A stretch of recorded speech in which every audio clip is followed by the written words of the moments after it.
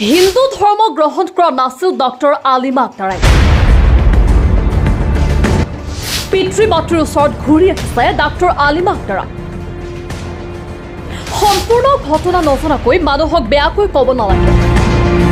কিছুদিন পূৰ্বে সামাজিক মাধ্যমত প্ৰচাৰ অনুসৰি বৰপেটা জিলাৰ কলগাছিয়াৰ সন্তান ডক্টৰ আলিমা আক্তাৰ নামৰ ছোৱালীগৰাকীয়ে ইছলাম ধৰ্ম ত্যাগ কৰি হিন্দু ধৰ্ম গ্ৰহণ কৰিছিল। এজন হিন্দু যুৱকৰ প্ৰেমত পৰি ইছলাম ধৰ্ম ত্যাগ কৰি হিন্দু ধৰ্ম গ্ৰহণ কৰা বুলি প্ৰচাৰ হৈছিল। বহুতে আকৌ শংকাত আছিল যে অপহৰণ কৰা হৈছিল ডক্টৰ আলিমা আক্তাৰক। অৱশেষত বহুদিনৰ মূৰত পিতৃ মাতৃৰ ওচৰত ঘূৰি আহিছে তেওঁ। নিজ সন্তানক কুশলে পাই আৱেগিক হৈ পৰিছে তেওঁৰ পিতৃ মাতৃ। আচলতে হৈছিল কি? অপহৰণ কৰা হৈছিল নেকি তেওঁ? সঁচাকৈ বাৰু তেওঁ হিন্দু ধৰ্মলৈ ৰূপান্তৰিত হৈছিল নেকি? ঘটনা সংক্ৰান্তত নিজে ভিডিঅ' বনাই ৰাইজক জনালে সকলো কথা। কি কয় ডক্টৰ আলিমা আক্তাৰাই শুনো আহক। Welcome back to my channel after a long time. মই আজি আপোনালোকৰ সন্মুখত আহিছোঁ এটা ভ্লগ লৈ, সৰু ভ্লগ লৈ। আপোনালোকে বহুত ধৰণৰ প্ৰশ্ন কৰিছে, চবৰে মনত বহুত কনফিউজন, মই গম পাইছোঁ কনফিউজন থাকিবই। মই যেনেকুৱা গায়ব হৈ আছিলোঁ,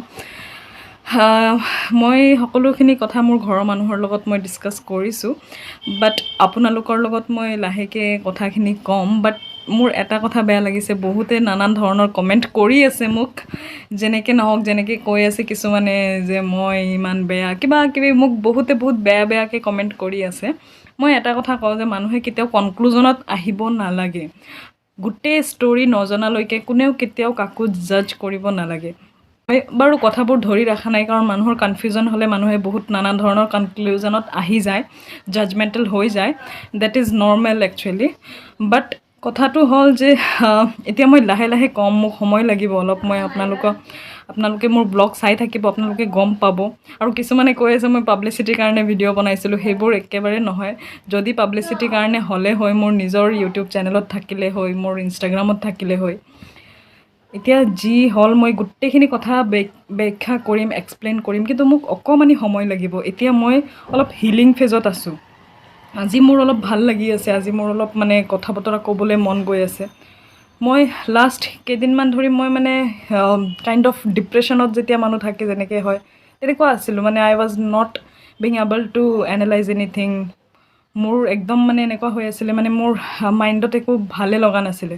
যি কি নহওক, মই আশা কৰোঁ আপোনালোক সকলোৱে সুখী আছে, ভালকৈ থাকক। আৰু মই আপোনালোকক ধন্যবাদ জ্ঞাপন কৰিছোঁ। মোৰ কাৰণে আপোনালোকে সকলোৱে দুৱা আশীৰ্বাদ কৰিছে আৰু মোৰ কাৰণে চিন্তা কৰিছে। সকলোৱে মোক ইমান সহায় কৰিছে। মোৰ মা আব্বাক মই চিৰকৃতজ্ঞ। মোৰ বেছি চিন্তা নকৰিব, মই এতিয়া ঘৰতে আছোঁ, মোৰ মা দেউতাৰ লগত আছোঁ, মোৰ খুৰীহঁত আছে আৰু I am very happy to be with my family right now. Plus আপোনাৰ কিছুমান কথা আছে যিবোৰ মানে ছ'চিয়েল মিডিয়াত শ্বেয়াৰ কৰিব নোৱাৰি, আৰু সেইটো মই ছ'চিয়েল মিডিয়াত শ্বেয়াৰ কৰাও নাছিলোঁ। সেইটো মোৰ মানে আপোনাৰ ভুলতে কেনেকৈ বা ছ'চিয়েল মিডিয়াত আহি গ'ল, নিউজত আহি গ'ল। মই নিজে মানে শ্বকড। তাৰপিছত মই নিজে কিছুমান দিনটো মই সেইটোৱে ভাবি মোৰ মাথা গৰম হৈ গৈছে যে মই মানে ইমান মোৰ ওপৰত ইমান নিউজ বনি আছে। মোৰ কিছুমানৰ হয়তো এনেকুৱা যিবোৰে ভাবি আছে পাব্লিচিটিৰ কাৰণে কৰিছে। মোৰ যদি পাব্লিচিটিৰ কাৰণে কৰিব থাকিলেহেঁতেন, দেনতো মোৰ সেনেকুৱা নিউজ বনিতো মোৰ ভাল লাগিলহেঁতেন, কিন্তু মোৰ ভাল লগা নাই। মই অহা নাই, মই একো নিউজত অহা নাই। মোক নিউজ চেনেলে মেছেজ কৰি আছিলে, মই কাৰো লগত কথা পতা নাই। মই সেইখিনি টাইমত মই ডিচিশ্যন ল'ব পৰা নাই, মই কি কৰোঁ, কিয় নিউজত আহি আছোঁ, মই নিউজত মোৰ বিষয়ে কি কৈ আছে, মই মানে একো মানে কি ক'ম আপোনালোকক, মই একো ভাবিয়ে পোৱা নাই। সেইখিনি টাইমত মোৰ কেনেকুৱা ছিটুৱেশ্যন আছিলে, মই মানে এক্সপ্লেইন কৰিব পৰা নাই মই কেনেকুৱা এটা ছিটুৱেশ্যনত আছিলোঁ। আৰু মই এতিয়া ৰিকভাৰ হৈ আছোঁ।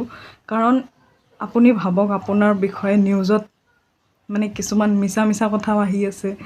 মানে একফালৰ পৰা মানে নিউজত যি টি আহি আছে, আৰু আপুনি শুনি আছে, চাই আছে, বাট আপুনি